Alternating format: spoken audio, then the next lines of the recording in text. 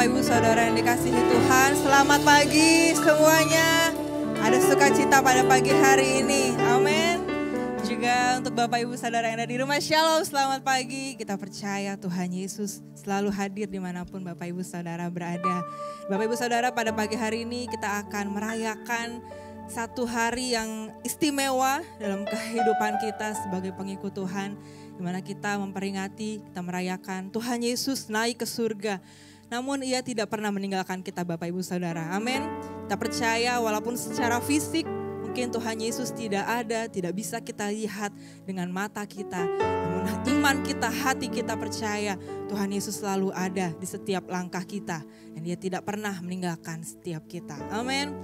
Mari saja setiap kita boleh sama-sama bangkit berdiri Bapak Ibu Saudara. Kita boleh mungkin memberikan salam rekan-rekan yang ada di sebelah kiri, kanan, depan, belakang. Kita bersuka cita pada pagi hari ini bersama-sama di dalam Tuhan, di rumah Tuhan. Dan biarlah pagi hari ini setiap kita yang bernafas, kita boleh bersama-sama bersorak-sorai memuji nama Tuhan, amin.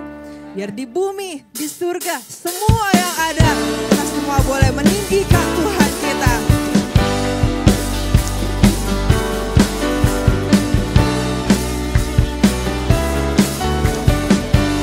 Boleh bersuka cita bersama-sama Bapak Ibu Saudara. Dan kita tinggikan Dia, muliakan Dia, Allah yang luar biasa.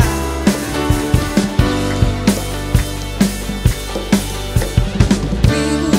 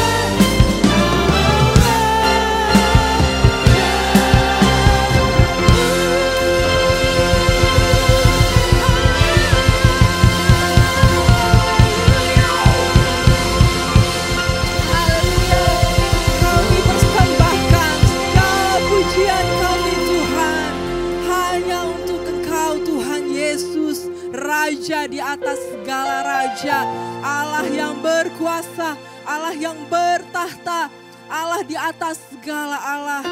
Tuhan yang naik ke surga dan Kau mencurahkan kuasa-Mu, Kau mencurahkan Roh Kudus-Mu untuk setiap kami Tuhan. Kau berikan kehidupan, Kau berikan kemenangan Tuhan Yesus. Dan pagi hari ini kami mau terus bersuka cita, bersorak-sorai bersama-sama umat-Mu Tuhan. Kami mau meninggikan Engkau Tuhan Yesus. Haleluya, kami sungguh bersyukur untuk kehadiran-Mu Tuhan di tengah-tengah kami.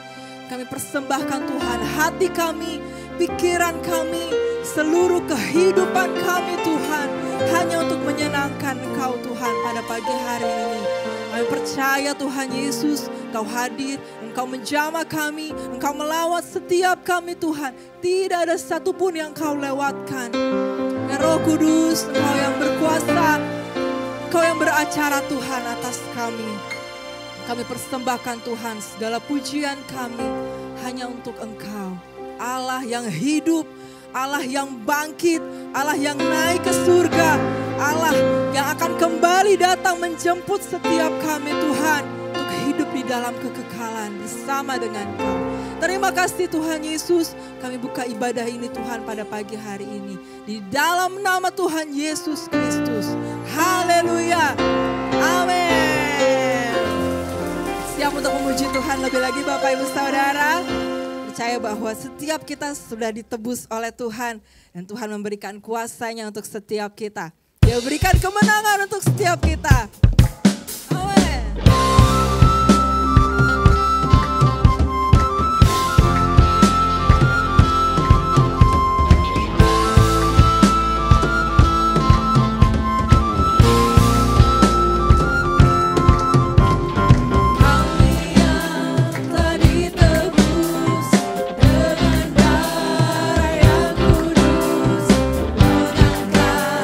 Pujian bagimu.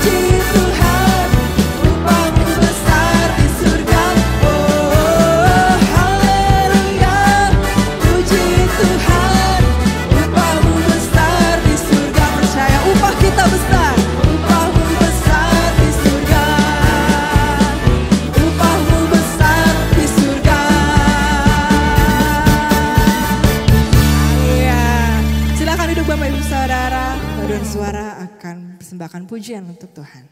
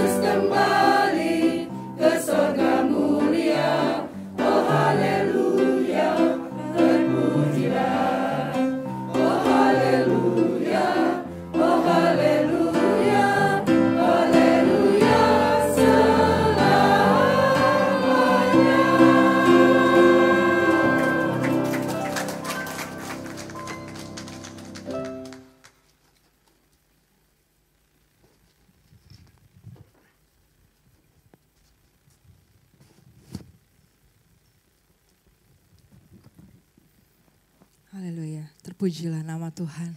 Nah hanya Dia yang layak untuk ditinggikan. Mari kita mau siapkan lebih lagi hati kita.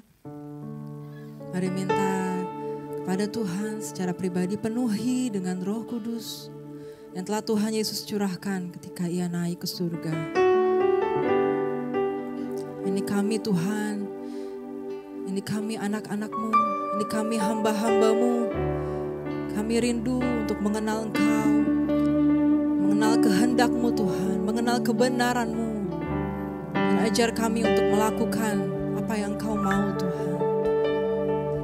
Terima kasih Yesus.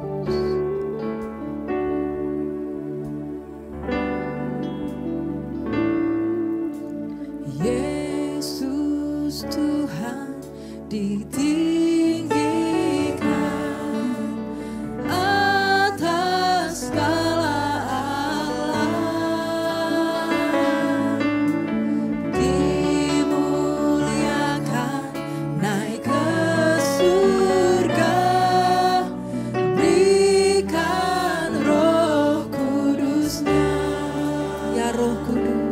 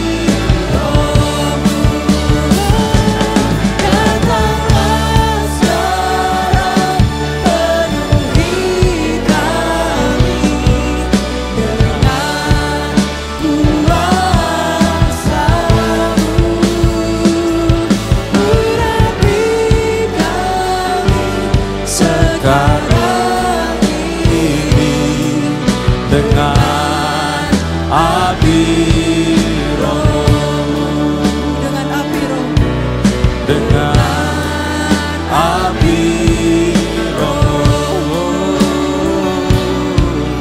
dengan api Roh-Mu.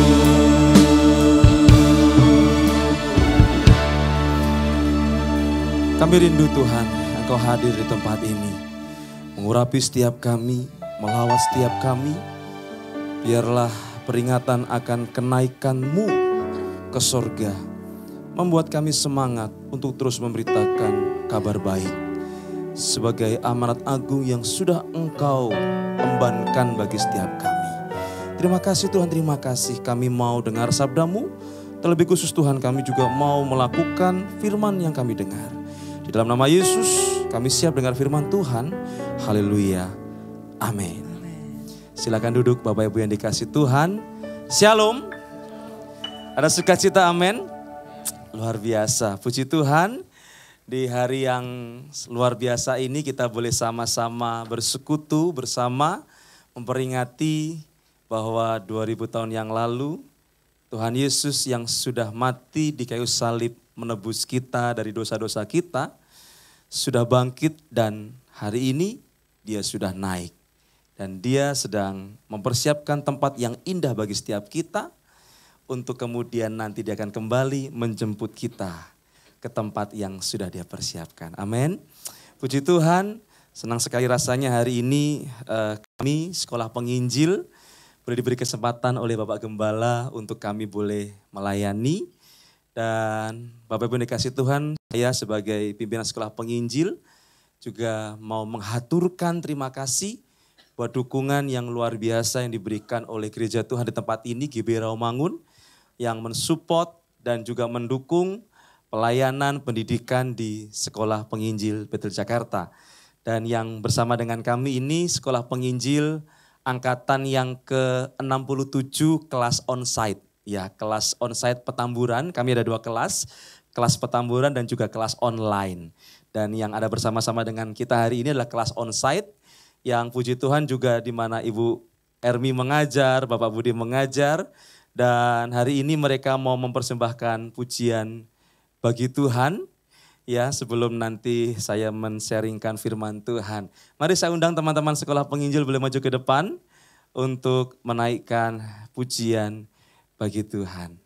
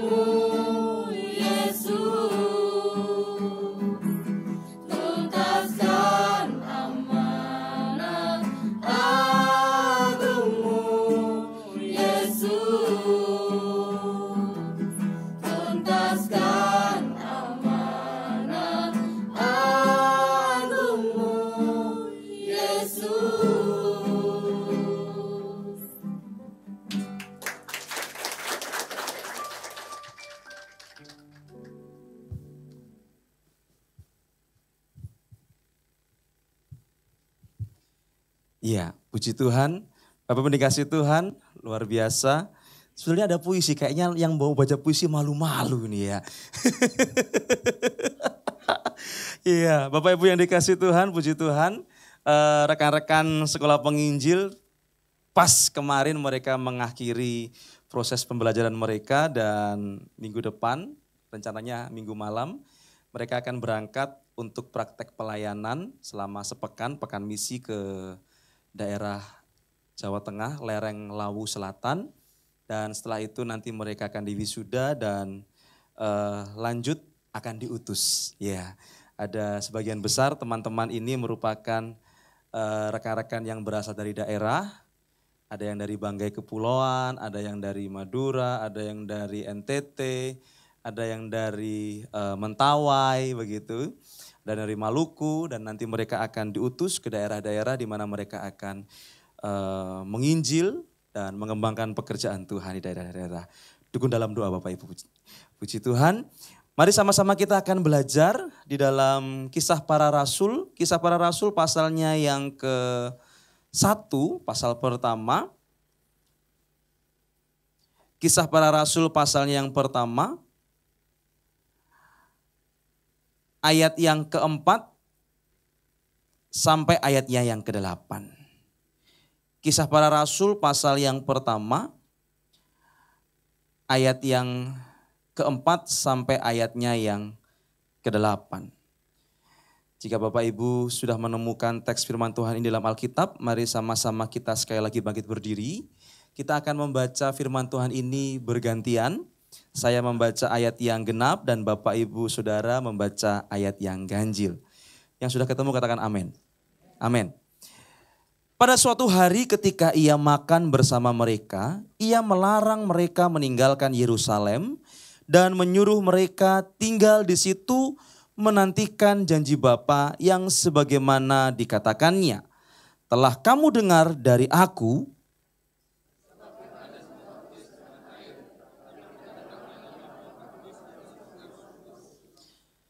Lalu ketika berkumpul mereka bertanya kepadanya, Tuhan, maukah engkau pada masa ini memulihkan kerajaan bagi Israel?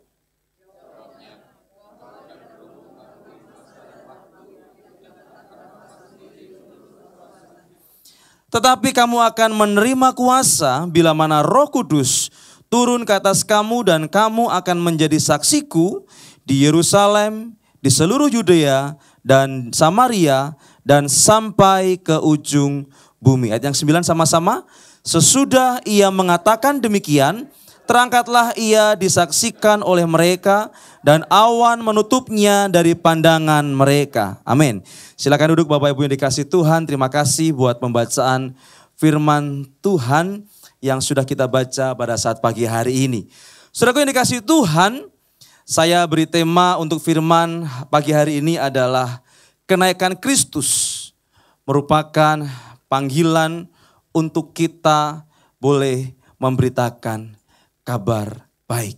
Bapak Ibu yang dikasih Tuhan, apa yang terjadi dalam perikop yang kita baca ini, dari ayat-ayat yang kita baca ini, merupakan satu kisah yang sangat istimewa.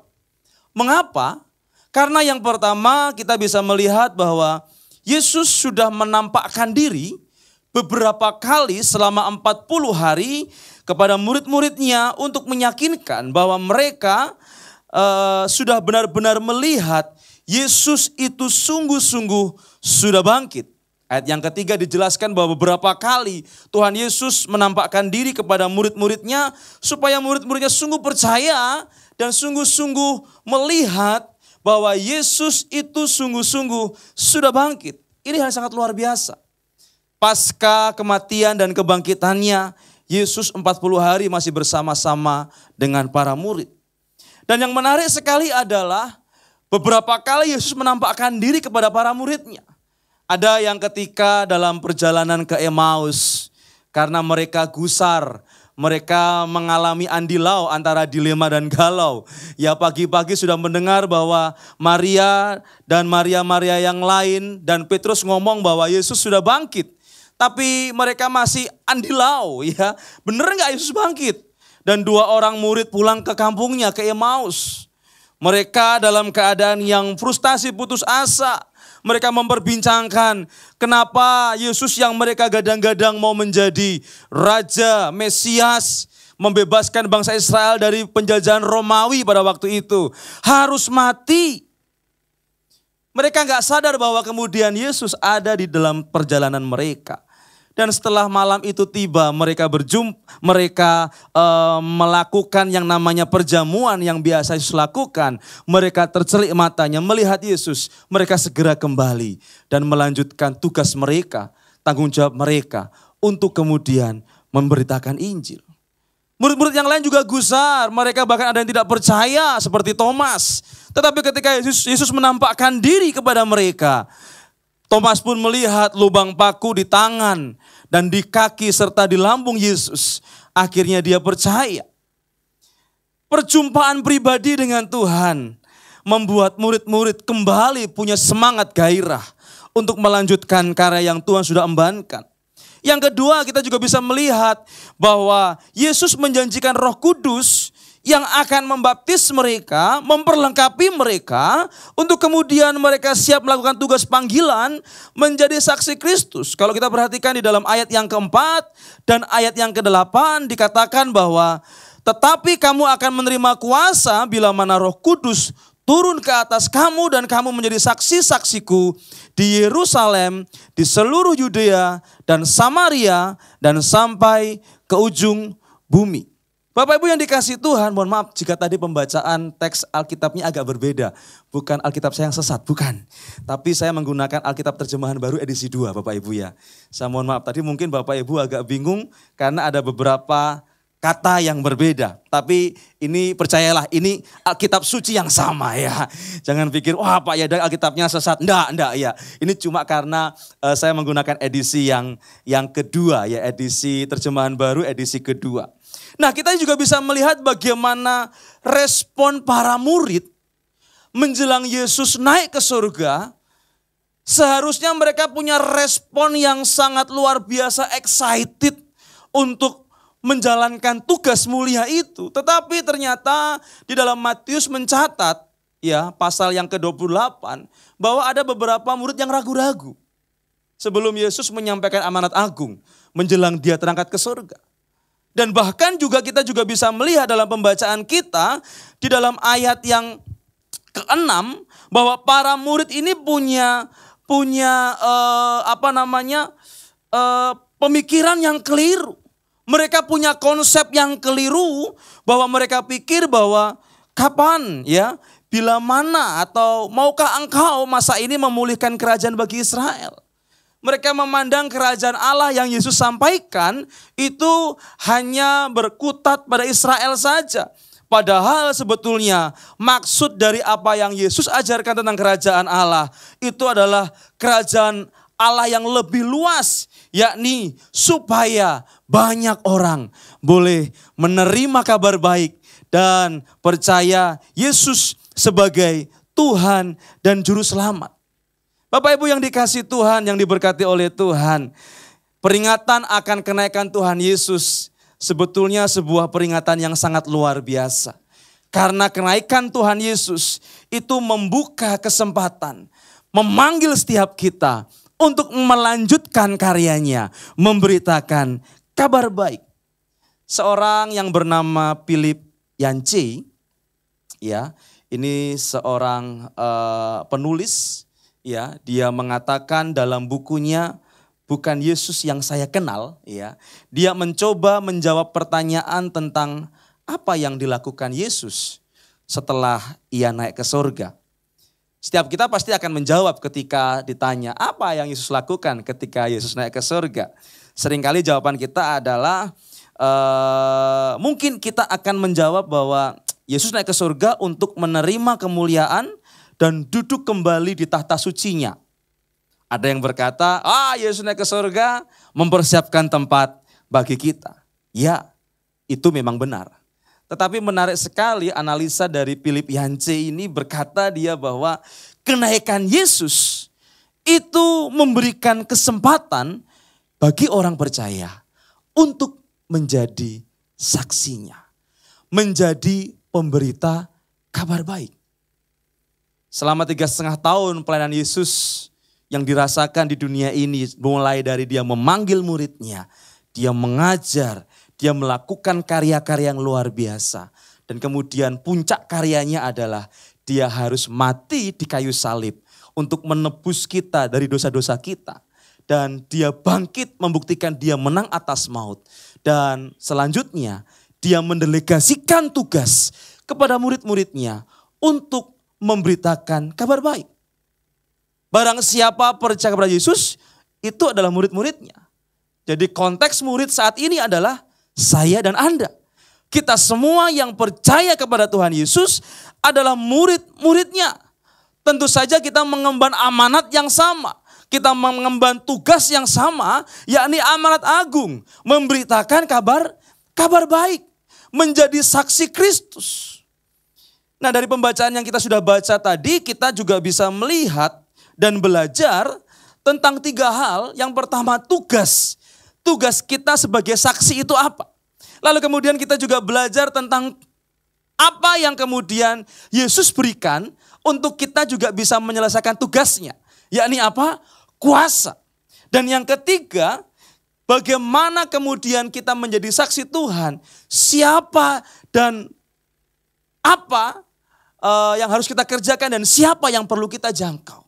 Dan hari ini kita akan belajar ketiga hal ini. Ketika kita belajar dari Kisah Para Rasul pasal yang ke-8 ayat yang ke-1b dan ayat yang ke-4. Kisah Para Rasul pasal yang ke-8 ayat yang ke-1 bagian B dan ayat yang ke-4 saya akan bacakan buat Bapak Ibu Saudara sekalian. Firman Tuhan berkata, pada waktu itu mulailah penganiayaan yang hebat terhadap jemaat di Yerusalem. Mereka semua kecuali rasul-rasul tersebar ke seluruh daerah Yudea dan Samaria. Ayat yang keempat, mereka yang tersebar itu menjelajahi seluruh negeri itu sambil memberitakan Injil. Mereka itu siapa? Mereka ini adalah jemaat-jemaat Tuhan yang ada di Yerusalem. Kita bisa melihat bahwa siapa yang mendapatkan tugas saksi sebagai saksi Tuhan ini, tugas sebagai pemberita kabar baik ini. Dalam pembacaan ini kita menemukan bahwa tugas memberitakan kabar baik itu bukan cuma tugas para rasul saja, tetapi juga tugas jemaat. Karena yang disebut murid-murid Tuhan Yesus adalah ya para rasul, ya juga jemaat yang percaya kepada Tuhan Yesus.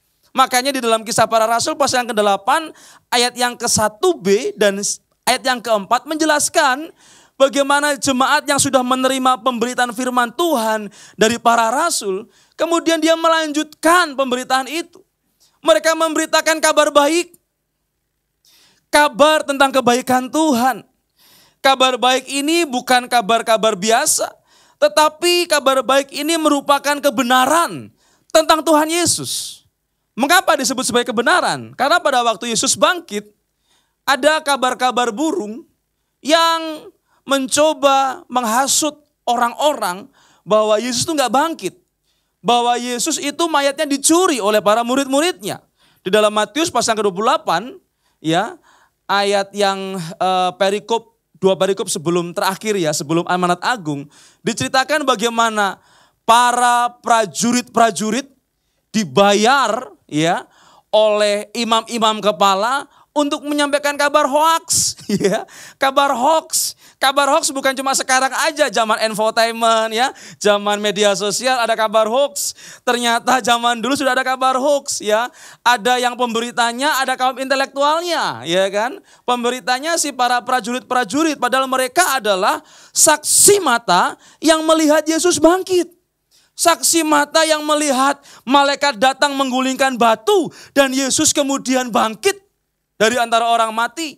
Bahkan mereka melihat, saking ketakutannya mereka melihat peristiwa itu. Dikatakan bahwa mereka seperti mayat ketakutan. Tetapi gara-gara uang, akhirnya apa? Mereka memberitakan kabar yang tidak benar. Kabar burung. Yang kemudian juga sampai ke telinga orang-orang percaya. Yang membuat kemudian mereka ragu-ragu untuk percaya kepada Yesus. Pada waktu Injil itu ditulis. Makanya berbicara tentang kabar baik, ini berbicara tentang kebenaran. Kebenaran tentang Kristus. Dan juga berbicara tentang kebenaran firman Tuhan. Bapak Ibu yang dikasihi Tuhan. Yang namanya orang benar pasti memberitakan apa yang benar. Melakukan apa yang benar. Ya kan? Dan selalu menghasilkan yang benar. Kalau disebut sebagai orang benar, ngomongnya enggak benar, perilakunya enggak benar, berarti bukan orang benar. Bapak Ibu yang dikasihi Tuhan, kita bisa memahami bahwa tugas saksi Tuhan, tugas setiap kita orang yang percaya adalah memberitakan kabar baik, ya, yakni berita tentang kebenaran tentang Kristus. Bukan cuma tentang diri sendiri. Bukan cuma tentang gereja. Bukan juga tentang faham teologis yang kita anut. Kita harus lepas dari hal-hal itu. Yang kita sampaikan hanya tentang Yesus saja. Memang ketika kita ada di gereja tentu saja ada berita tentang gereja, ada paham-paham teologis yang harus kita pegang. Ya, tetapi inti berita kabar baik bukan tentang itu. Bukan cuma untuk diperdebatkan di media sosial. Hari-hari ini saya kadang-kadang terusik ketika melihat sesama orang Kristen saling menyerang dengan paham-paham teologinya di media sosial. Bukan sesuatu yang baik sebetulnya. Ya, tetapi malah jadi batu sandungan. Ya. Sesama orang Kristen bukan saling mengasihi, malah saling serang. Enggak ada bedanya dengan orang di luar sana. Makanya kita betul-betul menghindari, bukan berarti kita nggak boleh belajar. Kita harus belajar. Kita harus cerdas akan firman Tuhan. Namun ketika kita menyampaikan kabar baik, itu bukan cuma tentang paham teologis, tetapi tentang kebenaran akan Kristus. Bapak Ibu yang dikasihi Tuhan, ada berapa Injil? Saya mau tanya. Ada berapa Injil? Sering baca Alkitabnya enggak? Ada berapa Injil? Ada 4 ya. Oke, kita sebutkan satu persatu ya. Injil Matius, Markus, Lukas, Yohanes. Satunya saya dan Anda. Orang di luar sana enggak baca Injil Matius, Markus, Lukas, Yohanes. Yang mereka baca itu siapa? Kehidupan kita. Betul enggak? Harusnya kita merefleksikan Injil itu untuk dilihat oleh orang banyak. Dan mereka bisa mendengar kabar baik dari kehidupan kita. Itu. Sadarlah bahwa kita ini adalah Injilnya Tuhan. Pemberita Injil Tuhan, pemberita kabar baik itu. Seringkali kita berkutat pada tugas memberitakan kabar baik itu kan tugasnya rohaniawan. Tugasnya Bapak Gembala, Bapak Pendeta. Iya, saya di sini ajak Bapak Pendeta Widi. Kebetulan istrinya salah satu siswa SP juga ya. Jadi Ibu Gembala masih mau belajar di sekolah penginjil. Ya, beliau melayani di desa di daerah Banten, Parung Panjang ya Pak ya. Nah, ini sangat luar biasa. Ya, di mana dia bisa memberitakan Injil bertahan di tengah-tengah situasi yang tidak mengenakkan. Ini memang tantangan kita sebagai pemberita Injil. Bukan cuma tugasnya gembala atau pendeta saja, tetapi setiap kita orang percaya punya tugas yang sama untuk memberitakan Injil. Seringkali kita dipersulit dengan memberitakan Injil kan ada metodenya. Dan metode itu susah. Siapa bilang? Ya. Memang ada metode-metode dalam menginjil. Ya. Tetapi yang jelas bukan tentang metodenya, tetapi bagaimana kabar baik itu bisa kita sampaikan. Kabar tentang Kristus itu kita bisa sampaikan. Jadi yang pertama berbicara tentang tugas kita adalah memberitakan kabar baik. Dampak dari kenaikan Tuhan Yesus bagi orang percaya. Yang pertama, kita punya tugas yang sama untuk memberitakan kabar baik. Baik itu hamba Tuhan, pendeta, gembala, diaken, pengerja, penginjil, ataupun kita, jemaat pun juga punya tugas yang sama. Memberitakan kabar baik. Yang kedua, kita bisa melihat dalam pembacaan kita, Kisah Para Rasul pasal yang ke-8, pasal yang pertama ayat yang ke-8 dikatakan bahwa memang tugas pemberitaan Injil itu tidaklah mudah. Dikatakan, tetapi kamu akan menerima kuasa bila mana Roh Kudus turun ke atas kamu. Artinya apa? Pemberitaan Injil memang tidaklah mudah. Tetapi percayalah bahwa di dalam pemberitaan Injil, ya, Tuhan Yesus memberikan kuasanya. Di dalam amanat agung dikatakan, dan aku menyertai engkau sampai akhir zaman. Sedangkan di dalam Kisah Para Rasul dikatakan, Tuhan akan memberikan kuasa. Kuasa ini dalam bahasa Yunaninya menggunakan kata dunamis, dari kata dunamos, ya, yang artinya kekuatan yang besar. Kekuatan yang besar yang bukan berasal dari manusia, tapi berasal dari Roh Kudus. Artinya apa? Untuk memberitakan Injil, tugas yang berat itu, kita nggak usah takut. Karena apa? Tuhan sudah memberikan kuasanya yang berasal dari Roh Kudus, yang kemudian memberikan kita kemampuan untuk bersaksi, untuk memberitakan kabar baik. Jangan takut memberitakan kabar baik. Tuhan sudah berikan Roh Kudusnya untuk kita dimampukan memberitakan kabar baik. Amin. Jadi kemampuan untuk bersaksi, memberitakan kabar baik bukan berasal dari kefasihan berbicara atau metode yang kita pakai. Ada orang yang fasih lidah, fasih bicara. Namun dalam hal-hal yang tertentu. Misalnya ngegibah. Apa tuh ngegibah? Gosip, digosok makin sip. Begitu ketemu dengan tetangga, kamu tahu nggak? Jangan tuh kemarin, itulah ya. Begitu kemudian disuruh memberitakan Injil, diam 1000 bahasa. Bukan tentang kefasihan kita bicara. Bukan juga tentang metode. Memang ada berbagai macam metode dalam memberitakan Injil.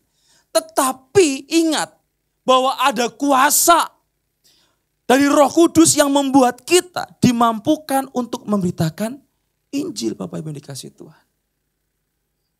Jangan pikir kemudian merasa bahwa kita ini fasih bicara lalu kita bisa memberitakan Injil. Belum tentu, saudara. Saya kasih satu kesaksian. Ini yang menampar saya dan juga menggelitik mungkin buat saudara. Saya punya mertua itu masih muslim. Mungkin sudah tahu ya Bapak Ibu ya. Saya punya mertua itu masih muslim. Orang tua dari istri saya itu masih muslim. Dan kebetulan mertua saya 3 pasang. Ya toh. Menantu yang sangat kaya itu saya. Karena mertuanya 3 pasang. Papa istri saya, ketika istri saya masih umur 6 tahun, papa mamanya pisah. Jadi papanya nikah lagi, mamanya nikah lagi. Sudah 2 pasang. Ketika dia beranjak remaja, diangkat anak dari salah seorang hamba Tuhan, gembala di situ. Jadi 3 pasang. Warisannya pun juga gak ada. Kalau pulang bawa oleh-oleh 3 kardus itu pasti iya, ya kan. Nah itu. Nah, saya sudah jadi guru, mengajar, bahkan jadi pimpinan sekolah penginjil. Beberapa kali saya mencoba memberitakan Injil kepada mertua saya, mental. Ya, jawabannya seringkali begini. Ya, banyak jalan menuju Roma, ya toh. Klasik itu saudara ya. Mau ke surga banyak jalan juga. Ada selesai sampai di situ ya sudah, kita sudah ngomong sampai mulut mimiran, tebel udah selesai. Ya toh. Banyak saya bicara dengan mereka, susah ya sudah. Satu ketika mertua saya ini datang ke rumah, saya punya misi ya. Jadi saya minta tolong, saya baru tahu dia rupanya bisa perbaikin rumah. Saya undang ke Balaraja dengan kakak ipar saya. Jadi datang mereka berdua dan mereka masih belum kenal Tuhan. Mereka datang, lalu kemudian biasa setiap malam sebelum makan malam, karena kalau pagi, siang kami kan ke Petamburan, ke kantor, istri saya juga mengajar.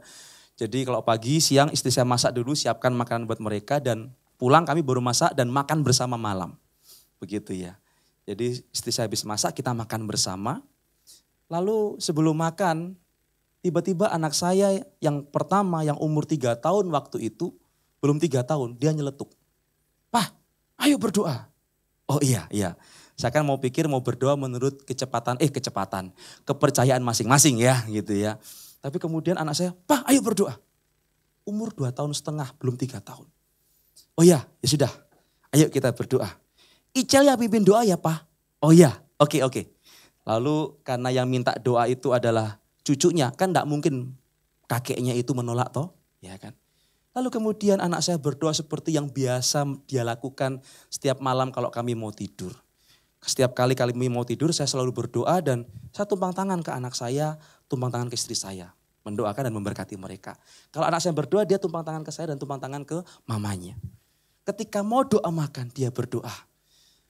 "Tuhan Yesus, maaci, kami mau matan." Ya namanya anak kecil toh. Ada tempe, sambal, kelupuk, dan nasi. Tiba-tiba dia berdiri. Ngapain ini gitu ya.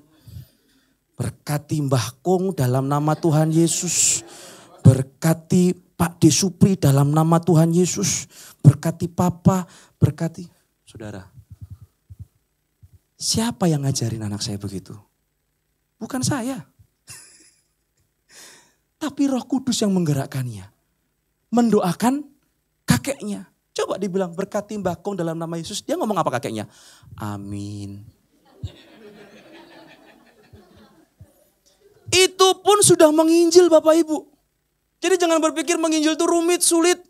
Enggak, itu pun juga sudah memberitakan kabar baik. Tuhan yang dia alami sehari-hari dengan kesederhanaannya sebagai anak kecil umur 2,5 tahun waktu itu. Dia tularkan, dia sampaikan kepada engkongnya yang belum kenal Tuhan.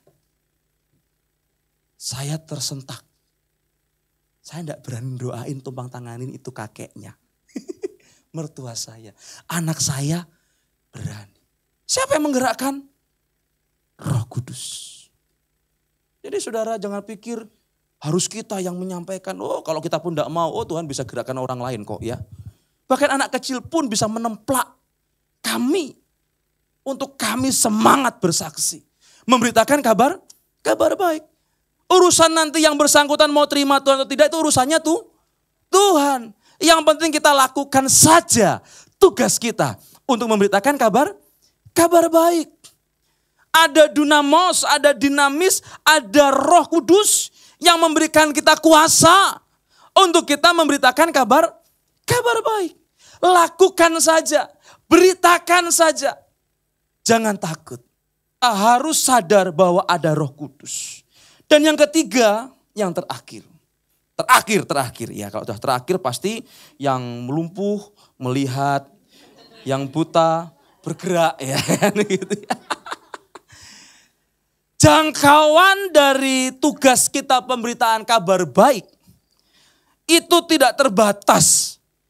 Firman Tuhan berkata, sampai ke ujung bumi, sampai seluruh pelosok bumi. Dikatakan, dan kamu akan menjadi saksi-saksiku di Yerusalem, di seluruh Yudea dan Samaria, dan sampai ke ujung bumi. Ini bukan sebuah tahapan-tahapan. Oh di Yerusalem dulu, baru kemudian Samaria, baru kemudian ujung bumi. Enggak, ini sementara memberitakan Injil di Yudea, sementara juga bisa memberitakan Injil di Yerusalem, sementara itu juga bisa memberitakan Injil ke Samaria, sampai ke ujung bumi. Bahkan sekarang karena ada media sosial, beritakan Injil sampai ujung jempol. Iya toh. Statusnya jangan yang galau-galau bro sis. Statusnya itu adalah kabar baik. Ngaji, ngabarin Injil ya toh.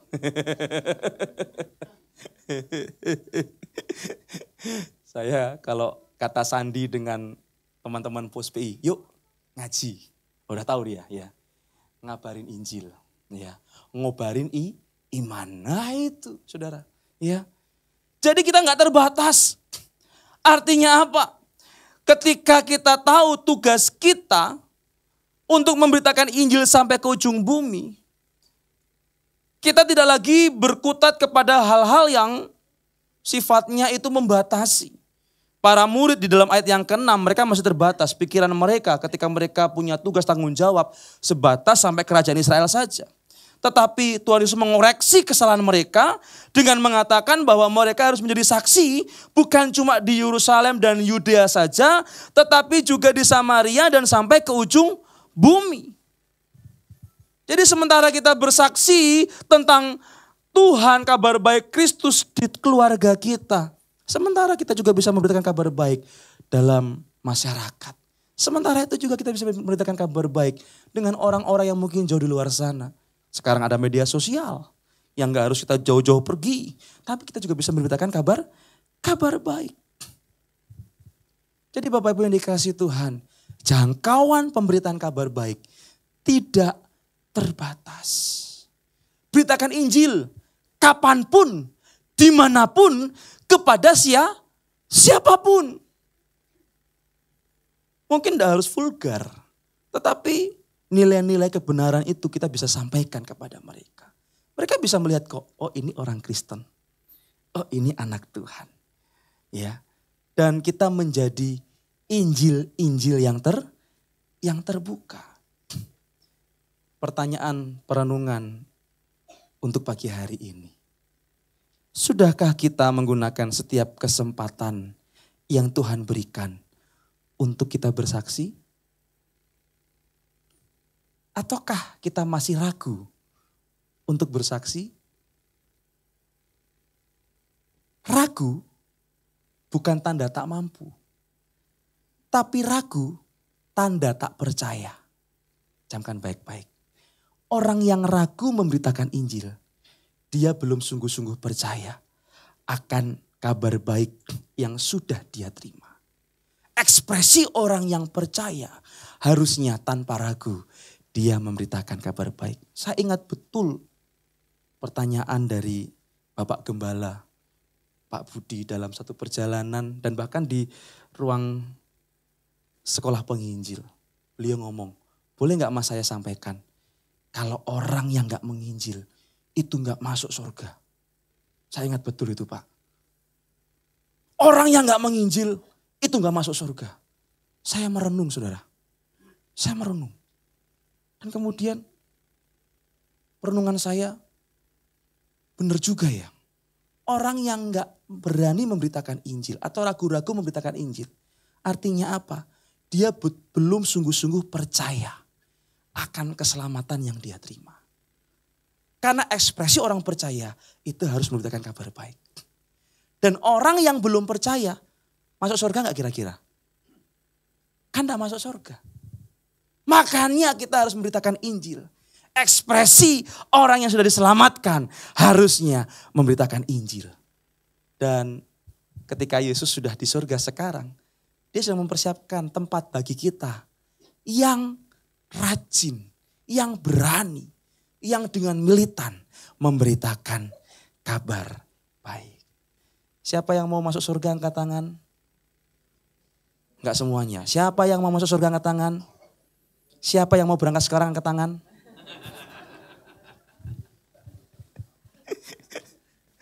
Masih ragu-ragu ya? Khotbah lagi ya Pak ya? Sejam lagi ya Pak? Boleh ya Pak? Biar gak ragu-ragu. Enggak. Kita harusnya gak boleh ragu-ragu lagi. Ya kan? Dan ekspresi percaya kita. Bahwa kita sudah selamat. Kita harus memberitakan kabar keselamatan itu ke banyak orang. Yesus naik ke surga. Dan sekarang kesempatan kita melanjutkan karyanya. Memberitakan kabar baik. Amin. Buat firman Tuhan.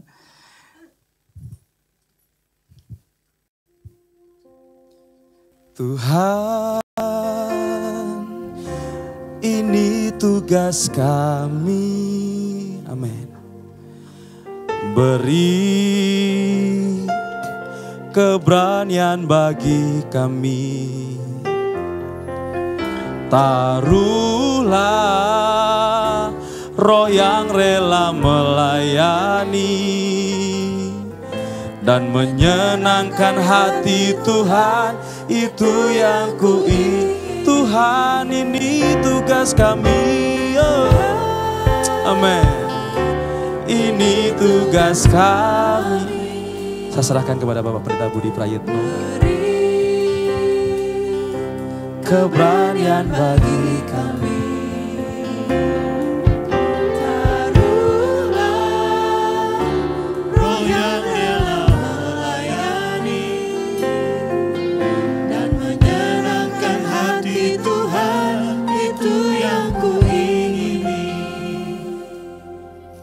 Ayo, siapa yang rindu memuliakan Tuhan dan kita mau komitmen untuk menjalani perintah Tuhan dengan segenap hati.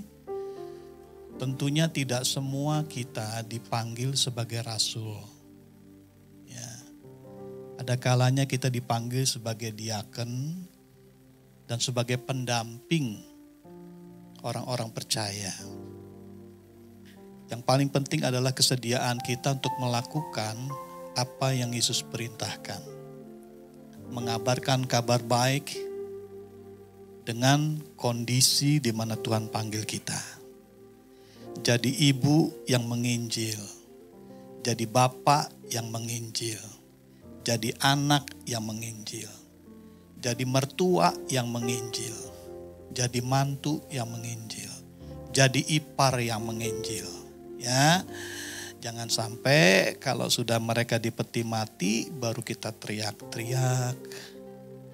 Mumpung mereka masih bisa dengar, mereka bisa tangkap bahasa kita, jangan lupa sampaikan kabar baik bahwa keselamatan hanya ada di dalam Yesus Kristus. Haleluya. Kita angkat pujian ini. Sebentar saya mau undang kawan-kawan yang tidak lama lagi akan meninggalkan Jakarta sebagian ya untuk diutus ya. Saya panggil dari jauh ya, yang dari Papua. Yang dari Maluku, yuk maju ke depan. Siapa yang dari Maluku? Ya sini, tengah sini Nona. Supaya jemaat lihat toh, kok dari Samlaki Maluku bilang saya manis gitu. Terus saya minta yang dari Kalimantan, silakan. Ini orang Madura sebetulnya, tapi ada di Kalimantan. Orang Madura asli. Ya, kemudian yang dari Banggai Kepulauan, silakan. Yang dari Sumba, disusul yang dari Mentawai. Kenapa miring ke kiri? Terus dari Parung Panjang, ini Ibu Gembala ini, dari Banten ini. Dari Bogor ya. Saya lupa kok dari mana? Hah? Atambua. Oh silakan dari Atambua. Atambua perbatasan Indonesia Timur Leste ya. Oke, yang dari Tangerang.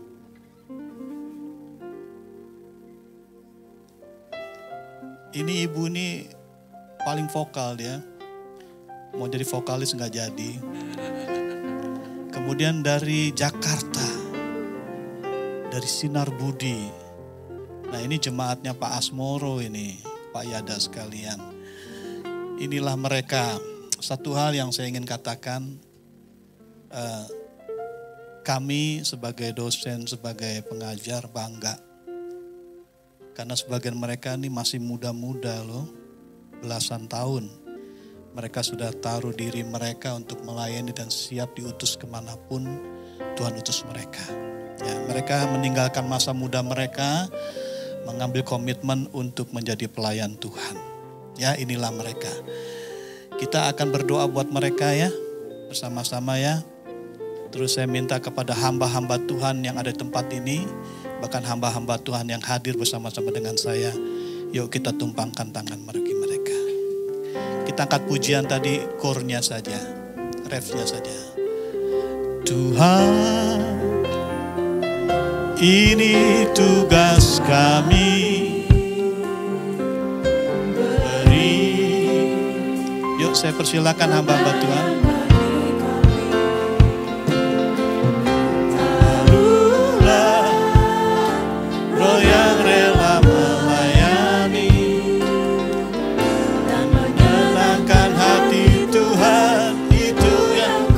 Mari jemaat kita bangkit berdiri, kita arahkan tangan kita kepada mereka.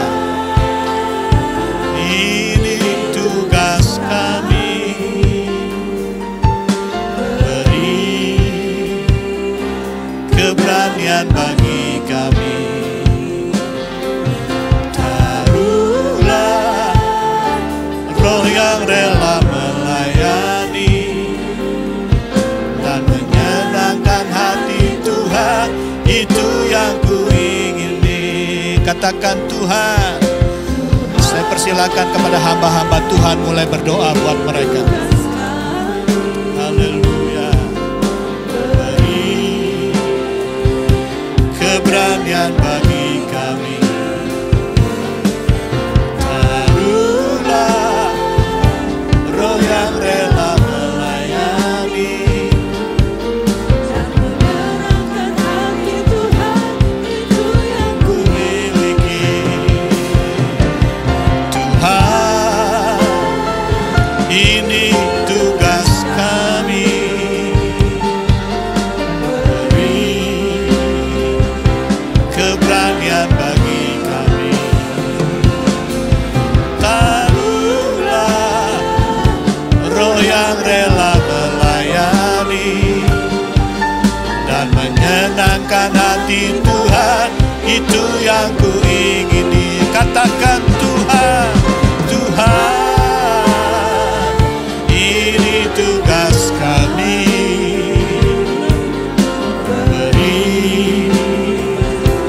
keberanian bagi kami.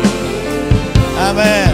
Taruhlah roh yang rela melayani dan menyenangkan hati Tuhan, itu yang ku ingini.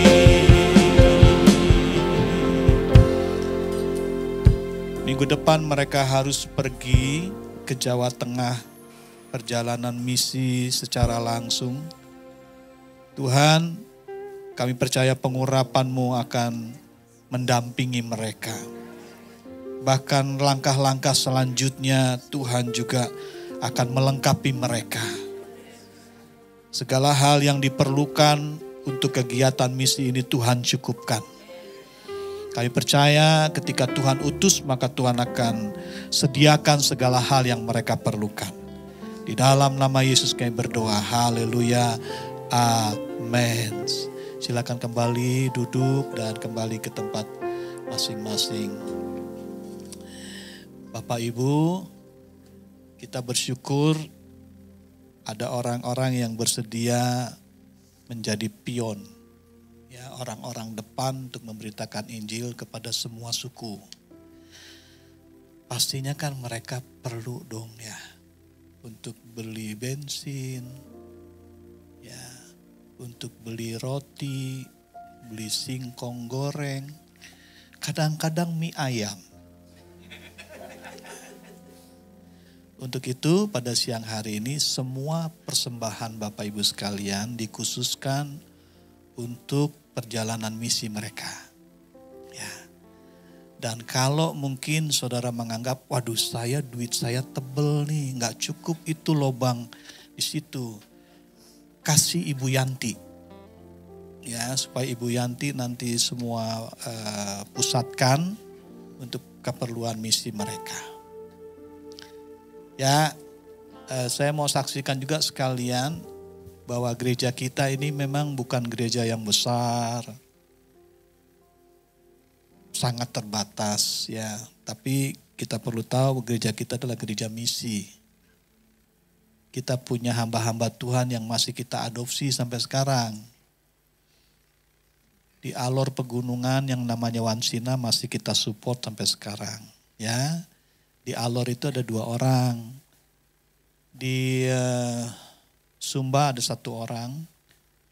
Di Minang, ya di Sumatera Barat ada 1 orang. Kemudian 1 lagi dari mana ya? Oh, untuk sekolah penginjil.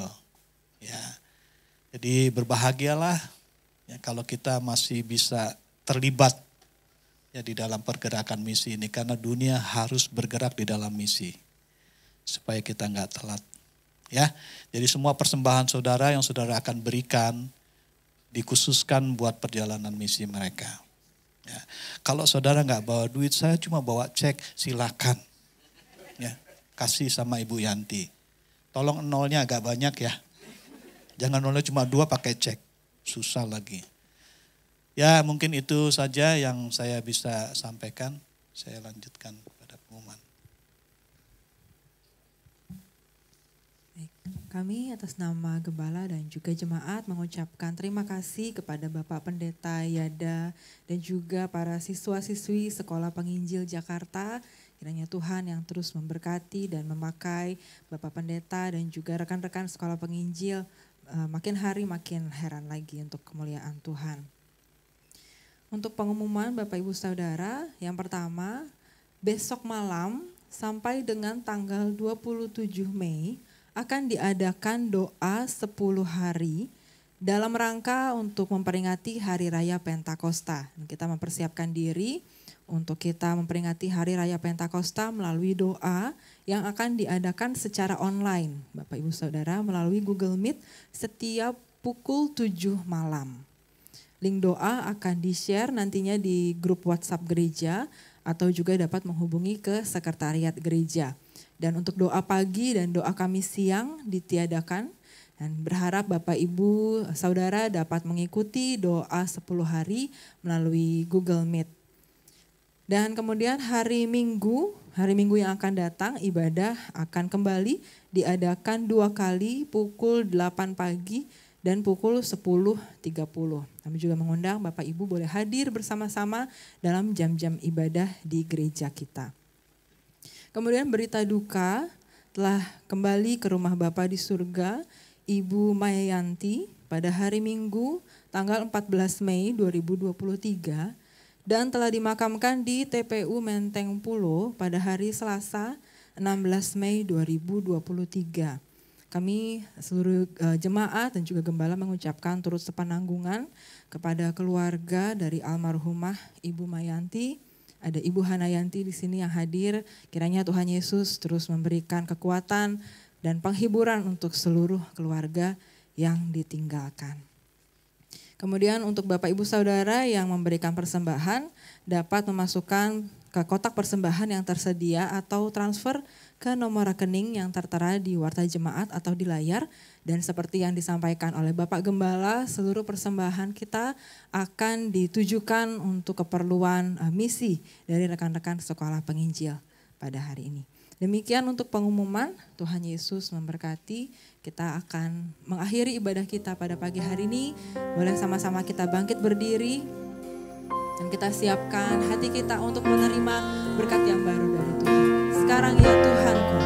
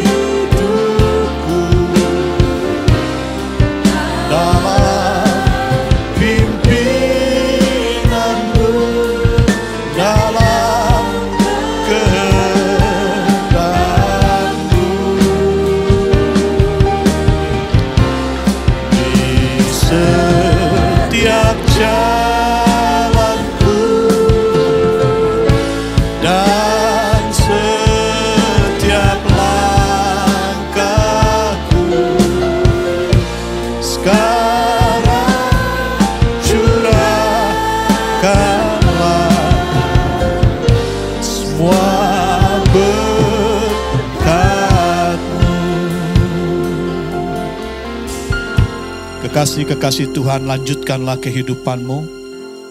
Lakukanlah semua perintah Tuhan dan penuhilah panggilannya dengan penuh sukacita, dengan membawa berkat, damai sejahtera yang melimpah lewat berkat Bapa Surgawi, kasih sayang Tuhan kita Yesus Kristus, pimpinan tuntunan kuasa penghiburan dari Roh Kudus menyertai kita sekalian mulai pagi hari ini sampai selama-lamanya. Haleluya, haleluya, haleluya.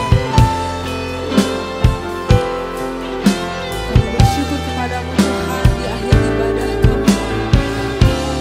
Terima kasih Tuhan Yesus. Terima kasih Yesus. Terima kasih